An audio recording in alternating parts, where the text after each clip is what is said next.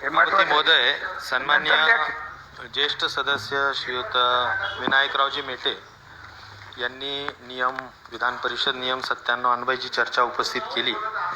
तर या संदर्भाने उत्तरच देतो की कशा सगळे आहे मला. मी परत एकदा तुम्हाला सगळ्यांना विचारतो, तुमची भाषण महत्वाचं आहे काय आहे ते ठीक आहे. आहे मला माहिती आहे. मला बोला, मी नाही म्हणले त्यांना.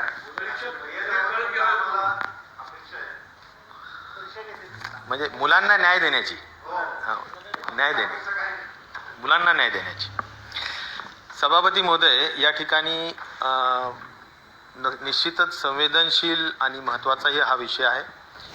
परंतु दुसरी बाजू सुद्धा तेवढीच महत्त्वाची आहे सभापती महोदय, की जवळजवळ या जागा भराव्यात हे पूर्वीच्या सरकारला सुद्धा गांभीर्य त्याचं होतं. त्यामुळेच मोठ्या पद्धतीनं महाभरतीच्या माध्यमातून ह्या सगळ्या महापोर्टलवर जागा भरण्याची प्रक्रिया 2018 पासून त्या ठिकाणी अध्यक्ष सभापती महोदय चालू आहे.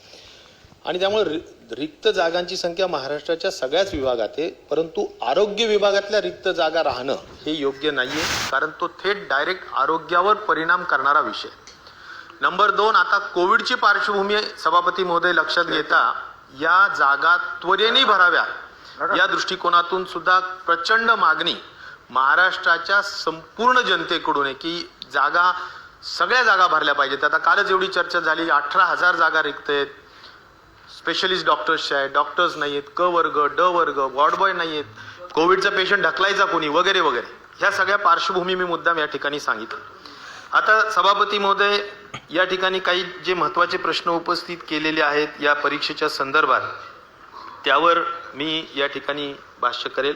सर्वात पहिला महत्त्वाचा प्रश्न आहे की सभापती महोदय, साधारणपणे मी एक आकडेवारी या ठिकाणी देईल की 3200 जागेच्या संदर्भात, अंदाजे 3250 जागेच्या संदर्भात सभापती महोदय हा निर्णय, एवढ्या जागा आपण भरतो आहोत. कारण रिक्त जागा क वर्गाच्या ज्या आहेत त्याच्यातल्या ज्या डायरेक्टली रुग्णांशी संबंधित जागा आहेत, क वर्गाच्या जागा जवळजवळ 10,000 रिक्त आहेत, पण रुग्णांशी संबंधित ज्या जागा आहेत त्याच्या 50% जागा भराव्यात आरक्षण आणि या सगळ्या संदर्भाने. तर सभापती महोदय, त्या ठिकाणी तो निर्णय घेण्यात आला आणि 3250 जागा अंदाजे त्या ठिकाणी आम्ही भरण्याचा निर्णय घेण्यात आलेला आहे. सभापती महोदय, या ठिकाणी पहिला महत्त्वाचा विषय काय असतो की आता कशा घ्यायचा, तर जे आलेल्या वेळेचा अपव्यय होऊ नये म्हणून आलेल्या अर्जांमधूनच आपण त्या ठिकाणी निर्णय घेण्यात यावी, त्यांची परीक्षा घेण्यात यावी, अशा पद्धतीचा निर्णय सगळ्यात महत्त्वाचा झाला. मग त्यासाठी कोणता मोड घ्यायला पाहिजे, तर अध्यक्ष सभापती महोदय, मग IT कंपनीचा निर्णय घेण्यात आला की OMR पद्धतीने परीक्षा घ्यावी. मग त्यासाठी सभापती महोदय चीफ सेक्रेटरीच्या अध्यक्षतेखाली कमिटी गठीत करण्यात आली, ज्या कमिटीने 4 IT कंपनीजला शॉर्टलिस्ट केलं. त्या शॉर्टलिस्ट केलेल्या कंपनीमधली ही जी जिंजर नावाची जी कंपनी आहे, सभापती महोदय, त्याचा GR इश्यू झाला जानेवारी महिन्यात. फेब्रुवारी महिन्यात आम्हाला कळवण्यात आलं की हे 4 कंपन्या आहेत, या 4 कंपन्यांपैकी तुम्ही तुमच्या कंपनीची निवड करा. सभापती महोदय, ही जी कंपनीची निवड झाली ही पण डायरेक्टली करण्यात आलेली नाही. त्यांना उत्तर देऊन द्या ना, तुम्ही म्हणता म्हणून TCS. सभापती महोदय, या ठिकाणी 4ही कंपनीला माझ्याजवळ लिस्ट आहे की त्या 4ही कंपनी, एक तर 4 कंपनी चीफ सेक्रेटरीच्या उच्चस्तरीय समितीने निवड केलेल्या ह्या कमिटी आहे, त्यातच TCS नव्हती. त्यानंतर सभापती महोदय त्यांनी काही क्रायटेरियाज ठेवल्या होत्या की अशा पद्धतीचा अनुभव वगैरे परीक्षा घेण्याचं सगळ्या बऱ्याच, त्याचाच मी वेळ घेऊ इच्छित नाही. पण ह्या 4 कंपन्या, त्यातून मग आम्ही 14 प्रश्न दिले आमच्या विभागाने आणि त्या 14 प्रश्नांमध्ये सुद्धा ऑब्जेक्टिव्ह पद्धतीनं मार्क्स देण्यात आले, ज्यामध्ये जिंजर कंपनीला 100 पैकी 98 मिळाले, इतर कंपनीला कोणाला 70, कोणाला 60, कोणाला वगैरे वगैरे मिळाले. त्याची लेखी म्हणजे आमच्याजवळ नोट पण आहे. हे सगळं अत्यंत पारदर्शकपणे याची निवड करण्यात आलेली, मी एवढंच या निमित्ताने सांगेल. आणि सभापती महोदय, त्यामुळे या पद्धतीनं आम्ही त्यांना त्या जिंजर कंपनीची निवड झाली एवढं फक्त मी सांगेल.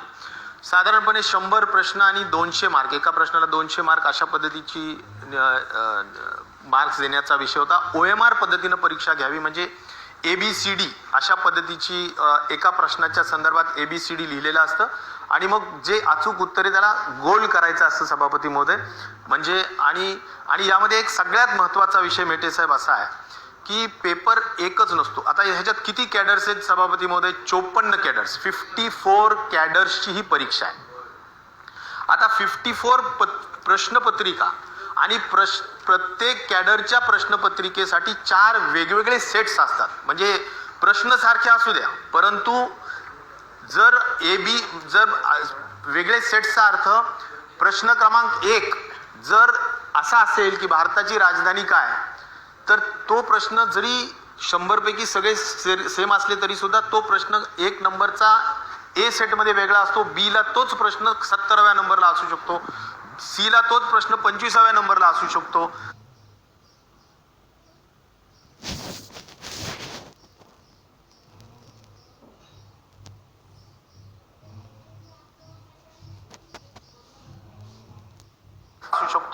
सभापती महोदय, या पद्धतीनं वेगवेगळे सेट्स करण्यात येतात. त्यामुळं एका केडरच्या एका संवर्गाच्या एका जी प्रश्नपत्रिका असते त्या प्रश्नपत्रिकेचे सुद्धा वेगळे 4 सेट असतात जे वेगळे असतात. त्यामुळे कुणी बाजूला बसलं तरी ते समजू शकत नाही की कोणतं उत्तर 1 नंबरचं उत्तर ए बरोबर आहे का एक तेच उत्तर दुसरं असू शकतं. अशा पद्धतीचा मी मुद्दाम या ठिकाणी माहिती सांगतो ना. मी सगळ्या तुमचे जे 4-5 मुद्दे आहेत त्या सगळ्या प्रश्नाचं उत्तर देणारे, तुम्हाला माहिती आहे मी कुठलाही एकही प्रश्न, आणि सभापती महोदय मी या ठिकाणी सांगू इच्छितो, मला स्वतःला सभागृहालाच विचारायचं एक्झॅक्टली की सांगा काय करायचं आहे. कारण प्रश्न असा आहे की 5-6 जे काही मुद्दे त्यांनी उपस्थित केले. कारण दुसरी बाजू ही लक्षात घेतली पाहिजे सभापती महोदय की विद्यार्थी डोळ्यात तेल घालून वाटही बघतायत की बाबा ह्याचं आम्ही एवढा अभ्यास करून प्रश्न दिलेले आहेत आणि आमचं काही दोष नसताना आता काय जे काय पेपरबाजी झालेली आहे त्याच्यात ज्या काही गोष्टी झालेल्या आहेत किंवा जी काही सांगितलेली परिस्थिती आहे त्या अनुषंगाने. तर सभापती महोदय, या ठिकाणी मला हे सांगायचं होतं, माहिती डेटा पाहिला की 54 संवर्ग आहेत, कशा पद्धतीने प्रश्न पत्रिका वगैरे सगळ्या गोष्टी झाल्या. यात सभापती महोदय 4,16,000 विद्यार्थ्यांनी सभापती महोदय डाउनलोड केलं, म्हणजे काय म्हणायचं त्यांना अर्ज प्राप्त झाले होते आणि 2,36,000 प्रवेश पत्रिका त्या ठिकाणी हॉल तिकीट्स देण्यात आले आणि प्रत्यक्ष 1,33,000 सभापती महोदय परीक्षेला बसले. तर आज सभापती महोदय एकूण 32 जिल्ह्यांमध्ये ही परीक्षा झाली आणि 829 केंद्रांवर 829 केंद्रांवर ही परीक्षा घेण्यात आली आहे सभापती महोदय. आता या सगळ्या संदर्भाने सभापती महोदय जे तक्रारीचं स्वरूप आहे त्याच्यावर थेट येतो मी, कारण त्यात बाकीच्या ह्याच्यात वेळ घालवण्यापेक्षा. परंतु एक नक्की आहे की या ठिकाणी जी काही कंपनीला काम दिलं होतं त्या कंपनीला अतिशय आधुनिक पद्धतीनं जी प्रोटोकॉल त्यांचा असतो परीक्षा घेण्याच्या संदर्भात तशा पद्धतीच्या सूचना देण्यात आल्या होत्या की ज्यामध्ये प्रश्नपत्रिकेचं स्टोरेज असेल, त्यानंतर त्यांचं वहन करण्याची जी पद्धती असते ती, त्याला स्टील बॉक्समध्ये त्या प्रश्नपत्रिका ठेवणे, त्याला इलेक्ट्रॉनिक लॉक लावणे, त्या इलेक्ट्रॉनिक लॉक आणि संपूर्ण प्रश्नपत्रिकेच्या त्या इलेक्ट्रॉनिक लॉकला GPS पद्धतीनं कुठेच छापल्या, कुठून कशा स्टोरेज झाल्या आणि कुठून कोणत्या केंद्रावर किती वाजता गेल्या, या सगळ्या बाबतीतला रेकॉर्ड, डिजिटल रेकॉर्ड कोणत्याही क्षणी कुणालाही पाहायला उपलब्ध आहे. आणि त्यामुळं डिजिटल लॉक हे सभापती महोदय कुठे उघडण्यात आलं, ते कुणाच्या समोर उघडण्यात आलं, ते परीक्षार्थी जे आहेत म्हणजे विद्यार्थी त्यांच्या सगळ्यांच्या सह्या त्या ठिकाणी घेण्यात आलेल्या आहेत का नाही, त्यांच्या व्यतिरिक्त तिथले जे इन्व्हेस्टिगेटर्स आणि संपूर्ण जे लोक असतात. मला वाटतं बोलू खाली बसून बोल लागा, त्यासाठी मी हे म्हणतो. बोलून लागा मेटे साहेब, मी तुम्हाला एक सांगतो, ऐका, सगळं बोलतो. तुम्हाला जर समाधान नाही झालं ना तर मग माझं उत्तर झाल्यावर बोल. इथं बसले तुम्ही बोला. सभापती लक्ष देऊ नका, बोला. ते मला डिस्टर्ब करतायत, आमचे मित्र आहेत ते पण मित्र असून डिस्टर्ब करतायत. बरोबर, मित्र असून डिस्टर्ब करू नये, मित्र असताना डिस्टर्ब करू. तुम्ही डिस्टर्ब केलं तर ते सोडतील, काहीही होणार नाही. तुम्ही म्हणतात ते बरोबर. हा आग्रह कुठला हो तुमचा? तुम्ही राजेश भैया नाही, तुम्ही भैया साहेबांबद्दल खात्री दिली आहे ना? नाही, तुम्ही बोला. तुम्ही काही बोला. हो बोला. सभापती महोदय, मी या ठिकाणी सांगेल की सभापती महोदय जे आता महत्त्वाचे म्हणजे कशा पद्धतीनं हे आधुनिक पद्धतीने हे करण्यात आलेलं आहे हे मी मुद्दा माहिती म्हणून सांगितलं. त्याचा सगळा रेकॉर्ड कसा उपलब्ध आहे हे मी माहिती म्हणून सांगितलं आणि कायमस्वरूपी उपलब्ध राहील. त्यात काही वादाचा विषय असण्याचं कारण नाही. आता महत्त्वाच्या तक्रारीवर येऊ. 5-6 तक्रारी आहेत. त्या प्रत्येक तक्रारीचं 1-1, 2-2 ओळीचं मी उत्तर या ठिकाणी देऊ इच्छितो. पहिलं सभापती महोदय या ठिकाणी असं आहे की 2-3 असे प्रश्न आहेत की ज्या संदर्भात आपण पुन्हा परीक्षा घ्यावी का हा एक महत्त्वाचा विषय आहे. सभापती महोदय की साधारणपणे औरंगाबाद जिल्ह्यामध्ये असणारे जे सेंटर्स आहेत त्या सेंटर्सवर साधारण 5 मिनिटापासून तर 45 मिनिटापर्यंत सेंटरवर वेगवेगळ्या ठिकाणी उशिरा पत्रिका गेली. हा पहिला मुद्दा आहे. हा का उशिरा गेली तर त्यांच्या प्रोटोकॉलप्रमाणे ज्या गाड्यांचा संच एकत्र जात असतो त्यातली एका गाडीचं नादुरुस्त झाली, त्या एकत्र सगळ्या जात असतात. त्यामुळे सगळ्या गाड्या थांबल्या, त्यांना दुरुस्त करून मग त्या गाड्या गेल्या. तर त्या ठिकाणी जो काही उशीर झाला त्या उशीर झालेल्या कारणांनी त्या सेंटर्सवर सभापती महोदय जेवढा उशीर, कारण तो त्याचं महत्त्व सुद्धा असं आहे की एक्झामच्या एक्झॅक्ट 1 तास अगोदरपर्यंत पेपर तिथे पोहोचले पाहिजे, खूप अगोदर नको, कारण त्या प्रोटोकॉलप्रमाणे त्यांनी तिथे गेले.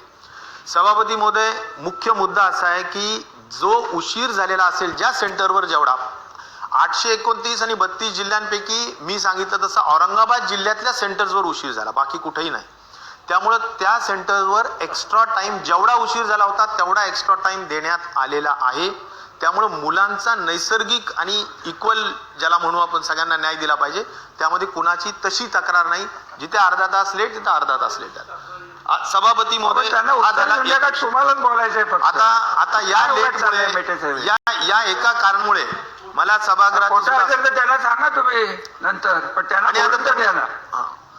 माझं असं म्हणणं आहे की आता ह्या मुद्द्यावर माझं सभागृहाला सुद्धा अशी विनंती करायची आहे सभापती महोदय की या मुद्द्यावर आपण पुन्हा परीक्षा घ्यायची की ह्या मुद्द्यावर एक मुद्दे मी सांगतो की जर टाइम दिलेला असेल, जेवढा टाइम लॅग झालाय तेवढा टाइम लॅग आपण दिला असेल तर तो परीक्षा पुन्हा घ्यायची का, हा एक प्रश्न. हा खऱ्या अर्थाने पूर्ण 1,33,000 विद्यार्थ्यांना वेठीस या कारणाने धरायचं का, हा पहिला प्रश्न. दुसरा विषय सभापती महोदय असा आहे की दोन ठिकाणी सभापती महोदय 829 पैकी 2 ठिकाणी सभापती महोदय सेंटर उशिरा उघडण्यात आले, कारण कोविडमध्ये सगळ्या शाळा बंद ठेवाव्या वगैरे असं कळवण्यात आलं होतं.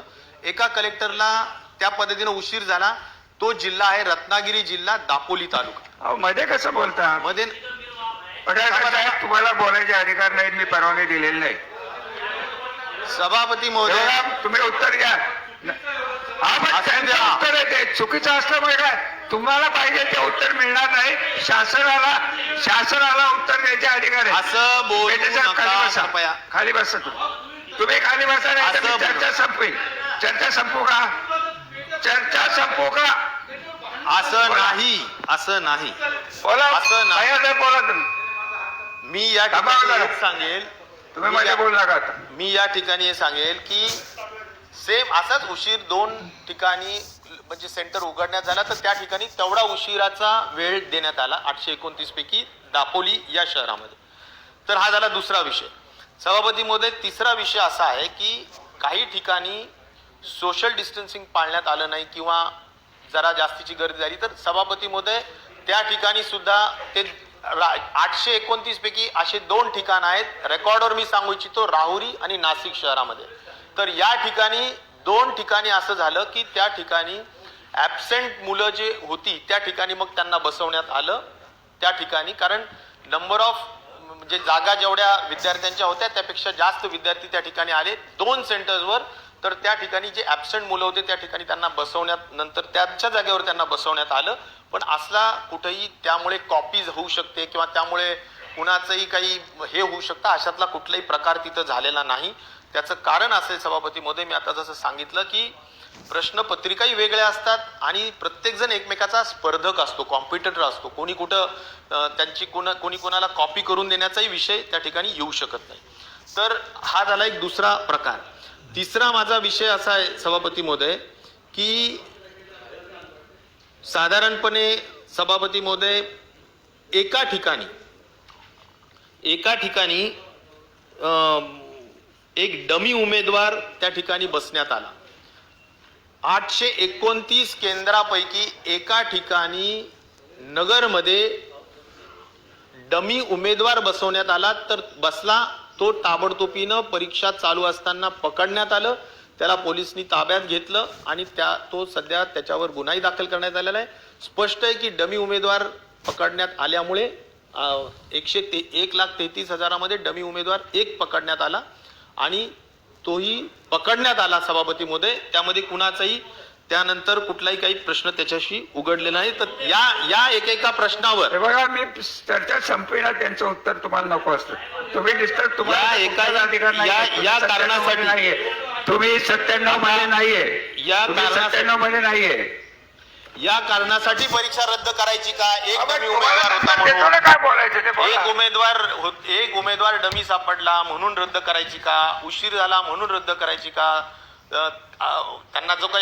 त्यांना जो काही वेळ वाढून देण्यात आला आणि योग्य पद्धतीनं त्यांची परीक्षा घेण्यात आली म्हणून पूर्णच परीक्षा रद्द करायची का? हा माझा सभागृहाला आणि सन्मान्य सदस्यांना सुद्धा या निमित्ताने माझा प्रश्न आहे. दुसरं सभापती महोदय, असा आता दोन महत्वाचे जे विषय आहेत ते म्हणजे सभापती महोदय, साधारणपणे जे सांगण्यात आलं की उत्तरपत्रिका कोऱ्या. आता उत्तरपत्रिका कोऱ्या दिल्या अशी तक्रार आमच्या तक्रारींपैकी कुठेही नाही. जी तक्रार असेल त्या तक्रारीची खात्री आम्ही नक्की करू, परंतु तक्रार ज्यावेळेस शासनाकडे आलेल्या जेवढे मार्ग आहेत त्या सगळ्या मार्गांचा पूर्ण अभ्यास केल्यानंतर कुठेही तशी तक्रार सभापती नाहीये आणि त्या दृष्टिकोनातून मला वाटतं तशी तक्रार असली तर जरूर सांगण्याची गरज आहे. त्याचबरोबर सभापती महोदय, या सगळ्यांच्या व्यतिरिक्त आता जो महत्वाचा विषय सांगण्यात येतोय की उत्तरपत्रिका जी काही फुटल्या, तर त्या बाबतीत मी एवढं सांगेल की औरंगाबादमध्ये चिकलठाण्यामधली जी शाळा होती त्या ठिकाणी सभापती महोदय एका विद्यार्थ्याला परीक्षा केंद्रावर ॲक्च्युअल तो परीक्षेला जात असतानाच त्याला इलेक्ट्रॉनिक गॅजेट्स वगैरे, त्याला इथं असा कॅमेरा बसवलेला असं पकडलं, त्याच्या कानामध्ये काही त्याला इयरफोन्स वगैरे होते, त्याला पकडलं. त्यांनी परीक्षा सुरू करण्याच्या अगोदर त्याला पकडलं, त्यामुळे त्याच्याकडून पेपर गेला अशातलाही कुठला प्रकार झालेला नाही.